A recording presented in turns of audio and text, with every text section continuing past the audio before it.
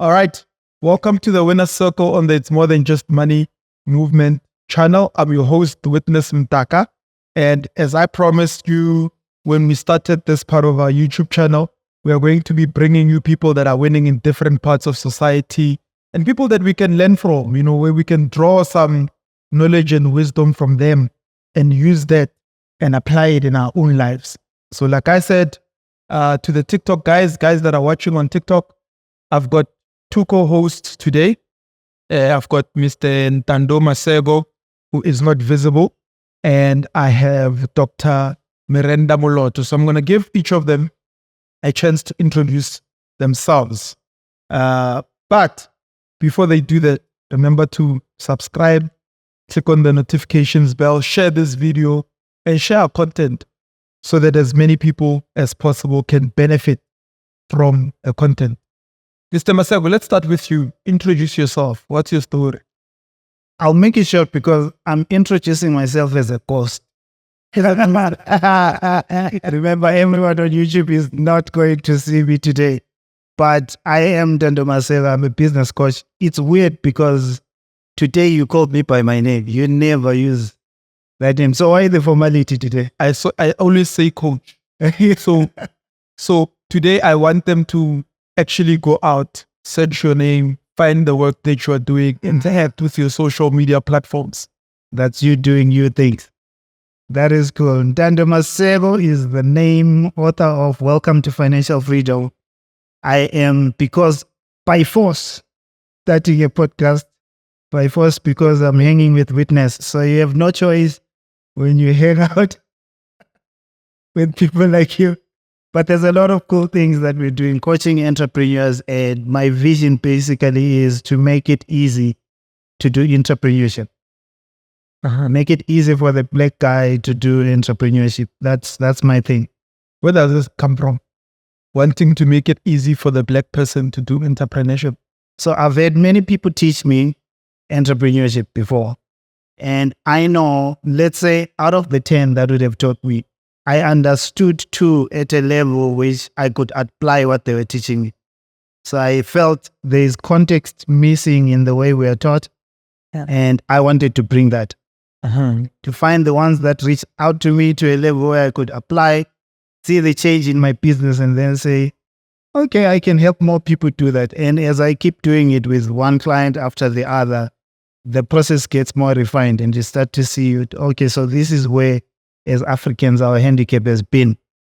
Yeah. Thank you for that. I think it's work that's important in black society because we didn't grow up with people that had money around us. Yeah, a lot of us are only starting to actually interact with money as grown-ups. The first time, I've seen money because my grandmother was an entrepreneur. But I could imagine if somebody was starting work at the age of 23 and they're now earning a lot of money they've never seen before. Nowadays, I hear doctors, their starting salary is about 30,000 internship. Yours was 150. How much was yours? 1.5. 1,000. What's your story? Let's go back to you. What's your story? Introduce yourself. Let the guests, let our guests in the store know who you are and let our viewers at home know who you are. Sure. So I'm Dr. Miranda Moloto, and on social media, I'm Dr. Miranda _prop.mom. Find me on Facebook, find me on Insta. I am on my lazy TikTok. It's very lazy. And I am, I work during the day as Dr. Miranda. I head up a department in a social insurance company. That's what I do by day. I am Neo's mom at home, and I am a co-host of the Property Magicians podcast. I believe our podcast is the only female-owned property podcast in South Africa. If you go on Podbean and find Property Magicians podcast with the S at the end, you will see it pops up first. The only African property podcast that I know of in South Africa. So I am a medical doctor by profession, and believe it or not, I qualified 30 years ago as a medical professional. It says here class. Why isn't that? While she's talking, No, I'm actually looking at her t-shirt. I'm wearing the wrong It says t-shirt today. MBCHB, class of 1986. No, that's not mine. So this was another class that I helped to put together their 30th anniversary. I'm class of 1993. Class of 1993. Yeah. Tando, were you born? So, You were not born. We have Amatuke You here. were you born? Almost born. you are still a concept. So I am a medical doctor. Love the knowledge of medical science.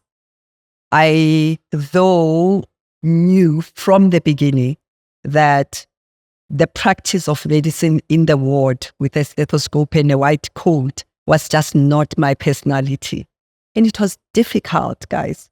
I qualified at age 22, and it was difficult to even define what I want to do with the degree. And as Tando was speaking, I'm just thinking that, you know, as Black people, you become a doctor and all people want you to be is what they know. Ne? Panado, antibiotic. So, yeah. And you can imagine trying to explain to your mom that I don't want to do this, but I also don't have the alternative or somebody that I can point and say, I want to be like that. That's what I want to do. I can tell you now today that what gets me out of bed is the job that I do. I jump out of bed at 2 a.m. because an idea has hit me. So I've worked in public health. I've worked in occupational medicine. I work in the work of heart, things that make me want to get out of bed. I tell my boss all the time, if he ever happens to see this podcast, he will know that he can never pay me enough for what I do now. I utilize my medical profession in a totally different way, and I apply it. Medical science helps me, but medical management, running programs that help a whole population and a group of people rather than one patient at a time. Yeah. That's what I do. Love it. So in what you're saying, right? Quite interesting, because we're saying that now you're in the space where you manage a large group of people. Yeah. Right? And ensure that that large group of people is taken care of. Yeah. Isn't it? And that speaks to management capability, right? Had you always had that management capacity, or is it something that you picked up along the way in your journey? I know when you started, when you graduated as a doctor, young doctor, you went into private practice. You worked in a hospital, you didn't like it. Then you started your own practice. You ran it for 24 months. 22 months. Sold it. And then started doing that work that's completely different from medicine. Totally. And when people hear doctor, right? And I know when we were growing up, when people hear doctor, it's like it's a revered profession. Yeah. And then for you, it was like, but this is not what I want to do. But what sort of management capacity did you learn that allowed you to do what you do now in the space of project management? You head up department, you head up project. Yeah. You are building. I'm building. A doctor that's building hospitals. Yeah. Now. Yes, so that's take us through that. Let's just go back to when I go into private practice. I'm 24 years of age. I'm a new bride and I'm a new doctor. New bride at 24? Yeah, well, I got married 3 years later, but yeah. At what age? 27. 27. We'll talk about that.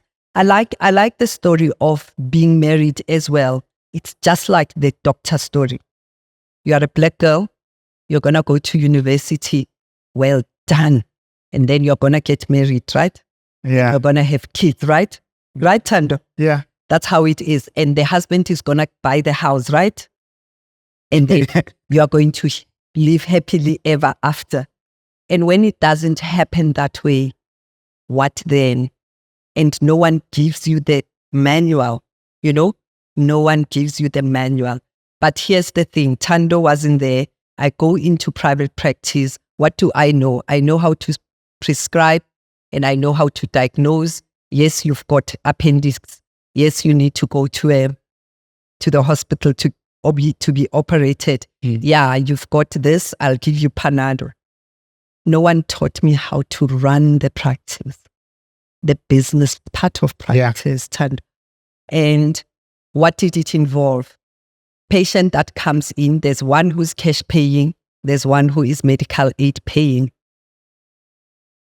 There has to be a system of collecting your cash. There has to be a system of claiming from the medical aid.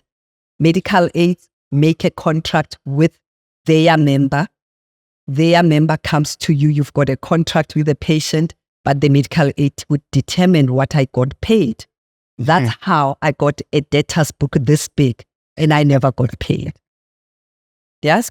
So you struggle with the medical aid because you didn't contract with them. They decide that the Panado that you sold to the patient at 17 rands, for 20 tablets, they are going to give you 10 rands rather than 17 rands. That means you are running at a loss. But no one taught me that, because at medical school, they taught a technical sense of medicine, right? I didn't even know how it was going to grow from I treat a patient. Is that all I do? Because when you're a medical doctor, you are a technical person. Yes, indeed, you diagnose and you treat, but you need to know that you are a health educator as well. And you are many other things to the society as well. You are a counselor, didn't have the skill. You are a coach, because the married couples come to you. A 22-year-old at the time. 22-year-old at the time. Sure, wow. Do you see what I'm talking about? So there is a lot that we don't get taught in the way that I feel a medical student who wants to run a practice, because there are people who are pretty good, right? They are very, very good family practitioners. And those people need to have their technical skill, but the skill that Tando is talking about, the business part of it. So, Coach, when you are listening to what Prop Doc is saying, and there's a lot of triggers in what she was saying. And you know what the thing is? I don't even think the conversation is medical. No. Yeah, it's not. What are you hearing? A lot of business mistakes, a lot of blind spots. Yo. So here's the thing. If she mentioned one example of a loss, what a lot of small businesses don't realize is, if you are selling that water and you're selling it for 10 rand and it costs you 11 rand, you're losing 1 rand each, right? Because you are small and you're selling 100 units, what's going to happen month end is you lose 100 rand and you don't feel it because you subsidize it off your salary. So you take from your salary and subsidize the business continues. Get an order of 1 million of those, and then you'll see flames. Growth then kills you because your business was not profitable. But you don't see it when you're small. All you see is, hey, Mara, these days it's difficult. Yeah. Month end, there's nothing. Yeah. That's what you feel. That's what the experience is like. Yeah. But a very few go deep to check where is the problem. That's it. So how does one then build up the skill to be able to detect when there are small leaks? Because you can call them that, right? They are small leaks that if they accumulate over a long period of time, then when you look back, it's not 5 liters that you've lost. It's now 100 liters that you could have prevented if you paid more attention. Because I hear what you're saying, connecting with what she said. How does then one take that, apply it in their personal life, and then apply it in their small business, and then apply it in their growth strategy? That's an interesting number of layers. But I want to ask first, before I give you a more technical answer. Yeah. How did you figure it out? How did you come from? I guess that she quit before she could win. She could win the practice one. It got to that simple. She lost. Joke. He knows the story. So I tried a few strategies. Firstly, I automated the claim system so that I can see. And that's how I knew that the 17 rands Panado was being paid for 10 rands. That's where I could see the leaks, right? Secondly, I got a debt collector to collect from the patients money That's how I knew that it's possible, actually, that my money is sitting in the community. It's not in my pocket, right? So those are the kind of things. But at month 22, after suffering migraine headaches and constantly irritated by the fact that these patients are coming, but they don't have money in their medical aid or they don't have money in their pockets, I wrote down, I had a roller door. I rolled down that door and I walked.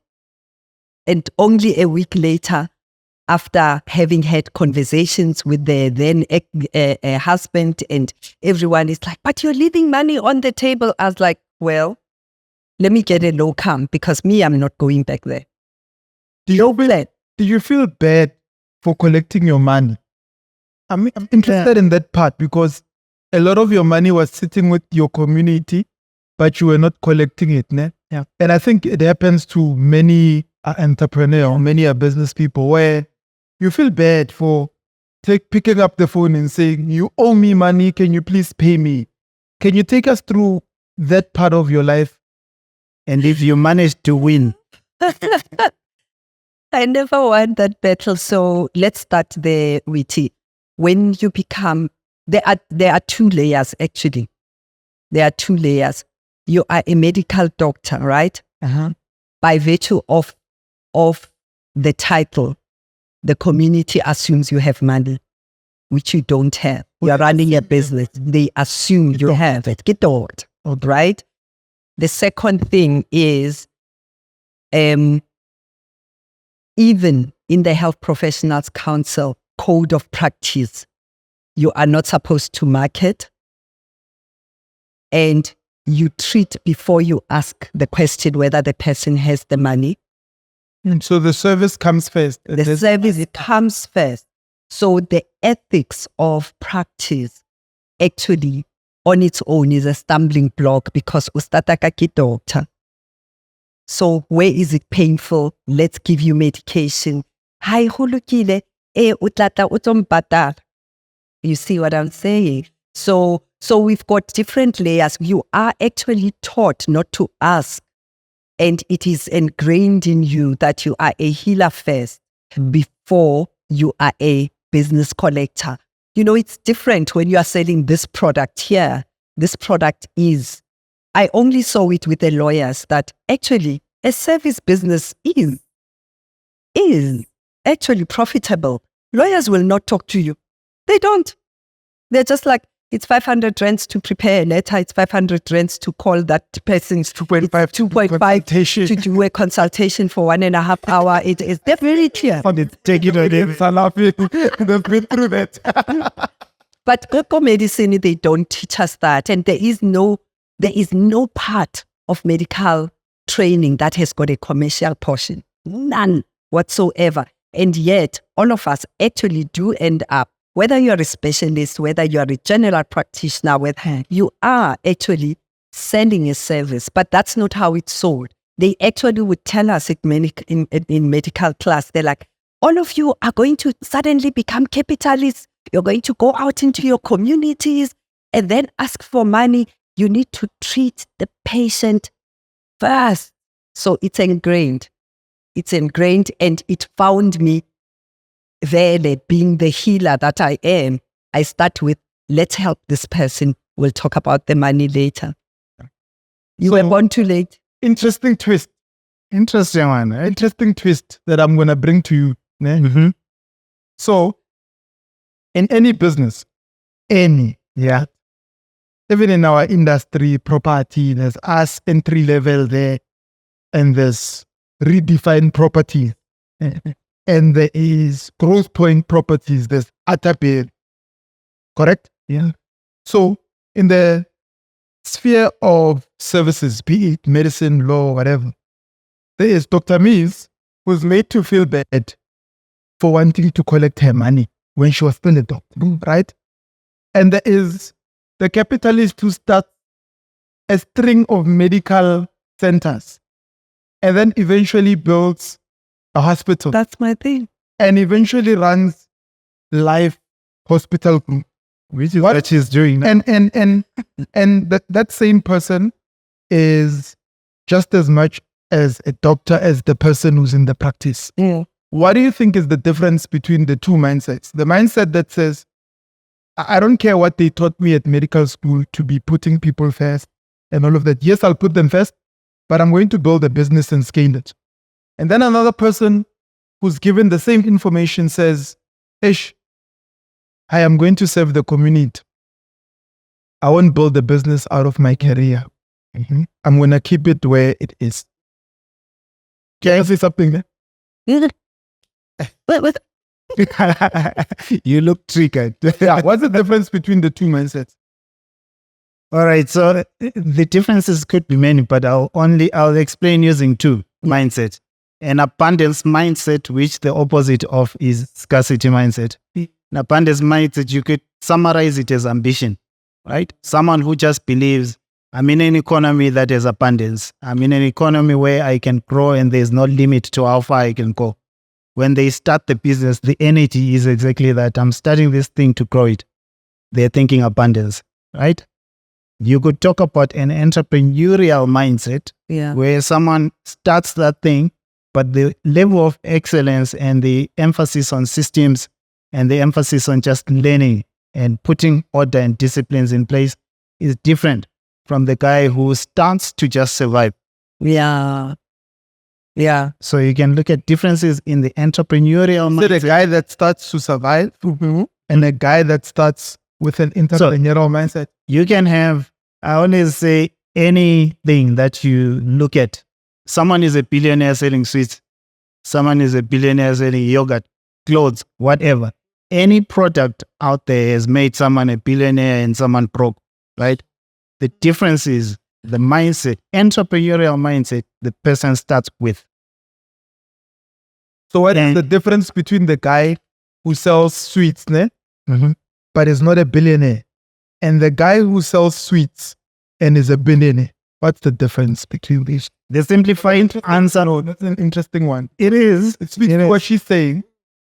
Medical field, one person is saying, but hey, this practice, I don't like it. I don't like collecting money. And then another person is like, yo, I'm fascinated. I'm going to build a hospital.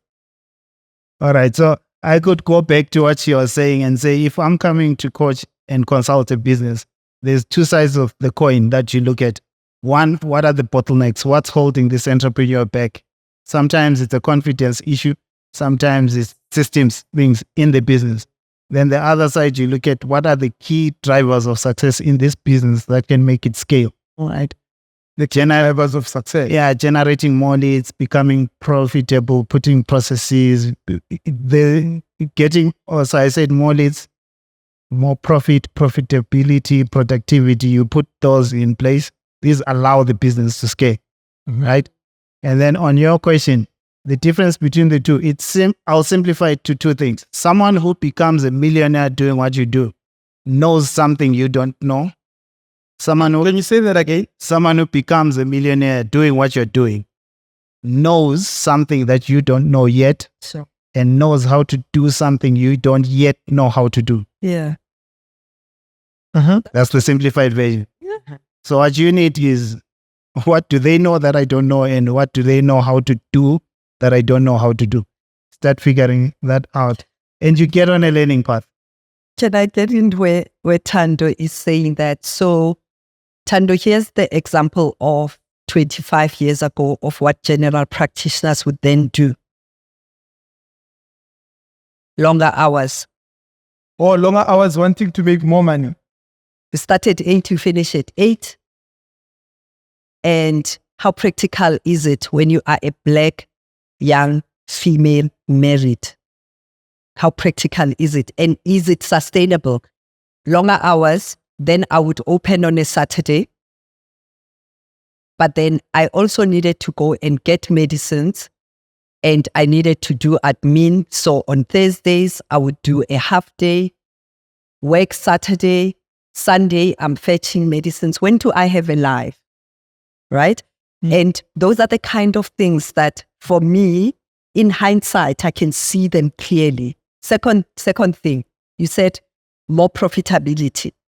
I've always been the person that I am. I ended up at the Soweto clinics because I would do some health education, and I ran the sexual abuse clinic at Zola Clinic. So on some mornings I start earlier. I started 7:30 because I started Zola Clinic, started Meadowlands Clinic, and then start my practice at 9 o'clock. Do you see what's going on here? More hours. It is stressful. I'm unhappy. I'm happy doing what I'm doing when I'm facing the patient.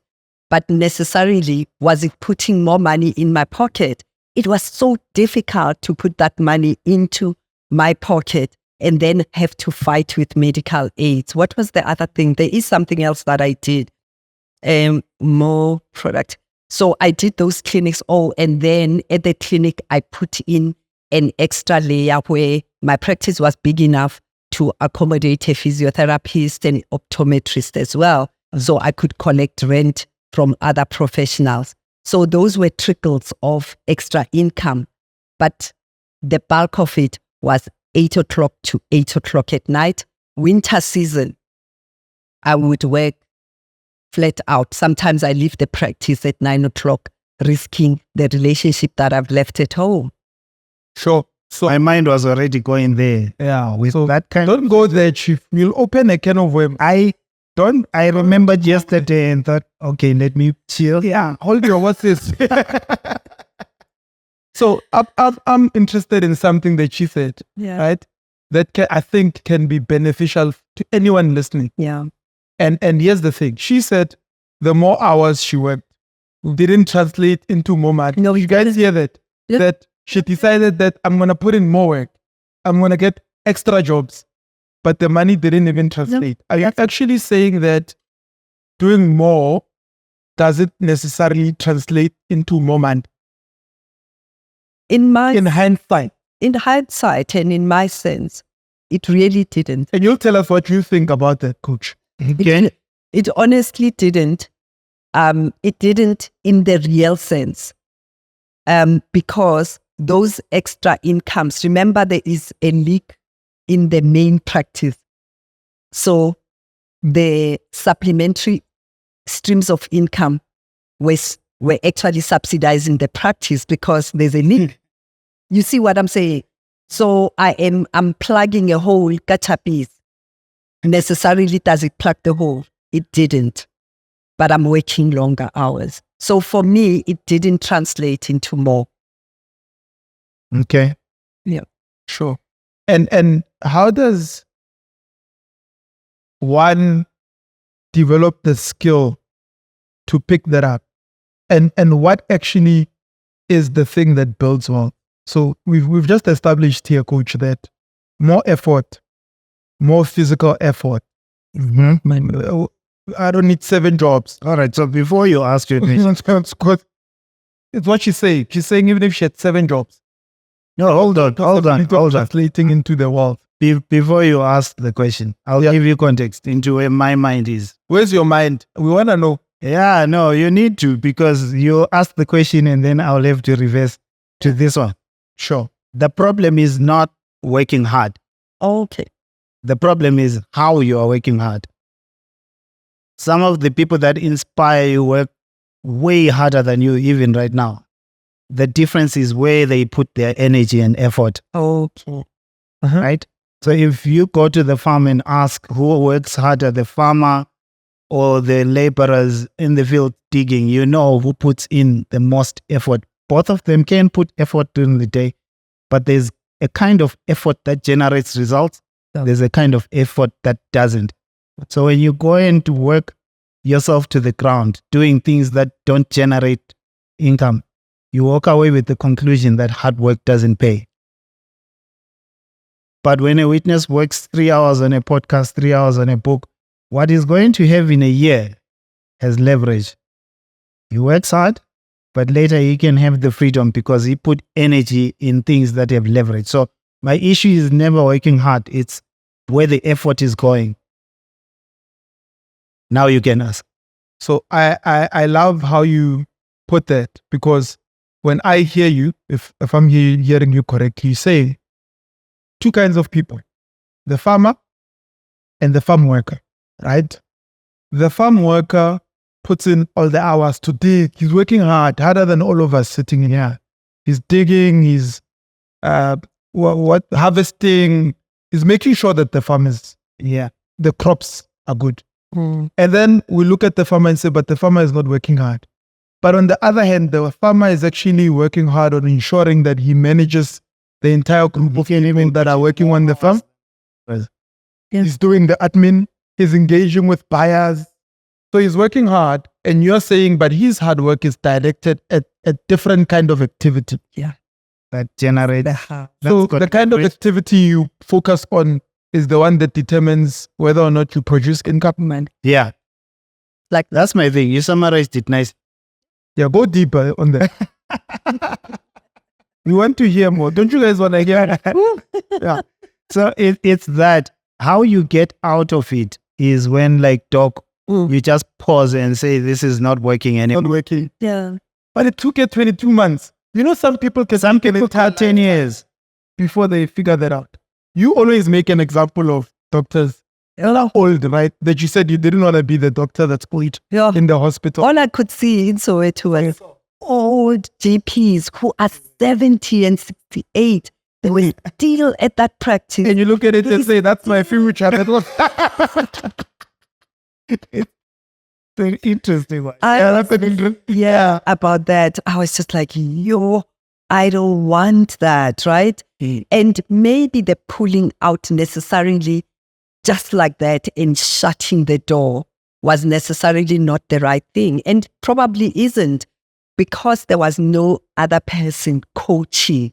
Yeah. So if I were evaluating your pulling out, I would say, did the numbers did it make sense when you look at the numbers to shut down? Because sometimes it actually really does, but sometimes it doesn't. But because you're stressed, you don't see the picture. I think you're being technical on someone who hated doing practice. So there was. I don't think the problem was It's a combination. it makes sense. I think also the problem was she didn't like what she was doing. No, No I passion and love for it. no. And that Which is true, because that's it is an important dynamic as well. Yes, because if you are doing work that inspires, work that you're good at, work that you love, right? There's an element of you that you said now, she said, I enjoy waking up in the morning. I can wake up at 2 a.m. And she's right. Sometimes I can call at 8 p.m. And she'll be like, I'm on my laptop. I'm like, what are you doing on your laptop this time of the night? Whereas what you are saying to her now is that she could have been technical on that very same thing that was actually killing her passion. Yeah. Passion, making money. And but let's just go into it. Tando, when I took up that practice, it had been run by two males, and the one doctor unfortunately passed on, and the practice turned itself. I have got a personality that's easily attractive to people, right? What they didn't know was that I don't like being a clinician, right? I am a medical doctor who doesn't like clinical work. I don't want to Explain what anyone. clinical work is. So clinical work means, wagena, my big toe is sore, I've got a sore throat, and petwa sinus. I tell witness all the time about it, that I even hated the language of patients. That's just how I knew. Patients would walk in and say, petwa sinus, doctor. And they become sinus and they want an X-ray, right? Didn't like that. And there are people who enjoy that conversation. And I had lots of old people around me. They want to come and visit the doctor and they have You just want to talk. I'm 24. I'm not interested in that. So, and I'm glad I walked away. When I walked away, I knew in here something was not right with what I was doing. But the money made sense because my accountant and I would sit down and he would show me where my money is. He would show me where the leak is. There was money. I just didn't know how to get it, and I had no patience to look for it and to wait for it to come and to collect it a certain way. So there is a combination. And if I had known the business sense of business, that in business, you are going to have debtors who don't pay you. There's a mechanism, there's a system of collecting. And don't do the accounts yourself because it will exhaust you professionally. This side and the collection of money is a totally different thing. You don't become the salesperson of the service. You are great at this. Just do the one thing and other people must do the other. I love your reflection. It's actually deep. Yeah. Because someone can walk away with the wrong lesson and just wrong conclusions. Yeah. But So you know what I wanted to put back to you, Coach, based on what she said. When is the right time to recognize when something is not working and have the fortitude to close? She's fortunate to have recognized that clinical medicine is not for her in 22 months. And she went into different industries. I mean, you worked for Sasol, that's an oil company. Yeah. You worked for Tiger brand. that's abroad. And then now you're doing insurance. But it's like still in the medical field within those companies, but at a bigger scale, right? In a more management-worthy capacity.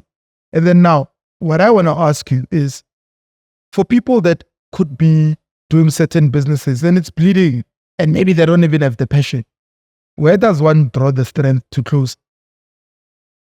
I don't concern myself firsthand now with the strength to close. Oh, Yeah. So So it doesn't need strength. no, it's not even a strength thing. You don't need strength to close. Look, Okay. if you are about to give up on anything, yeah. chances are emotionally you're at a certain place. It's not giving up. You didn't hear my question. All right, no, close. I'm not, yes, I didn't say give up. I said close. Close. I'll give an emotional one and a technical one. Yeah. Chances are when you are stressed about how business is going, you have a lot of blind spots and you might not even see the treasure that is in your business. If the reason you are stressed about the business is like Doc saying, I actually don't love doing this, that's a different conversation.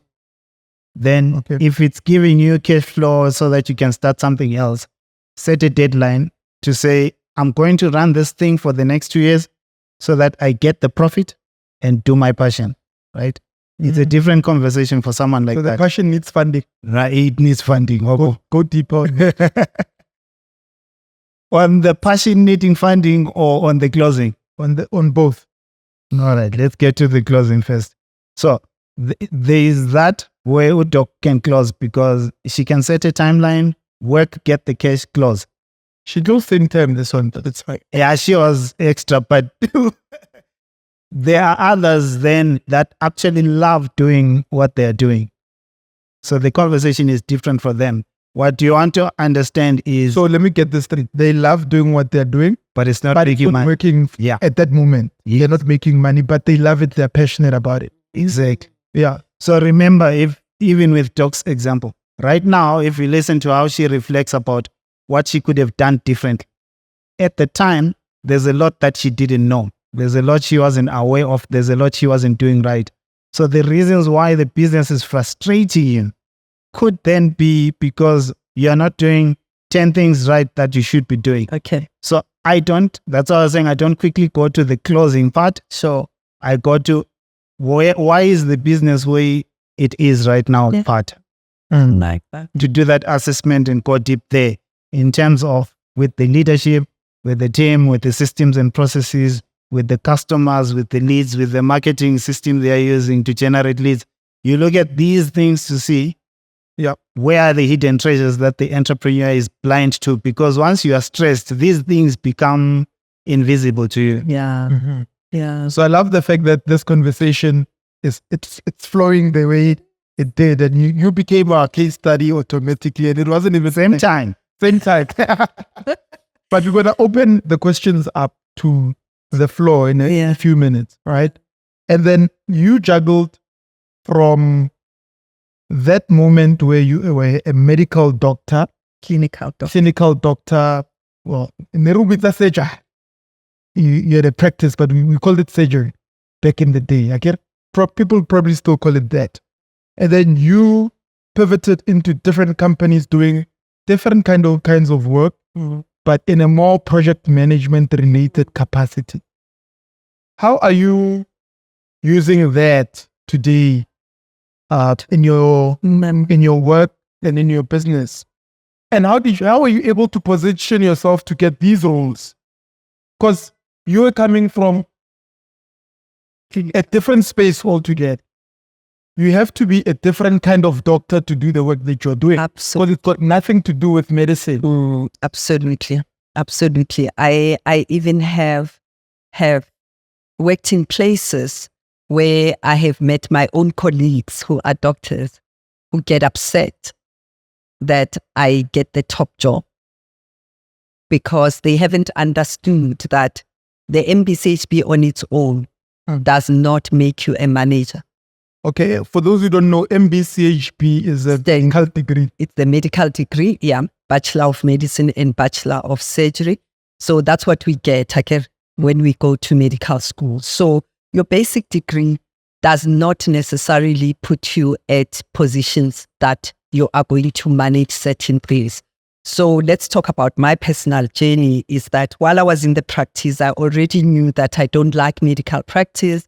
So I was studying part-time as well. Yeah. Oh yeah. I did a lot of things. Okay. So development.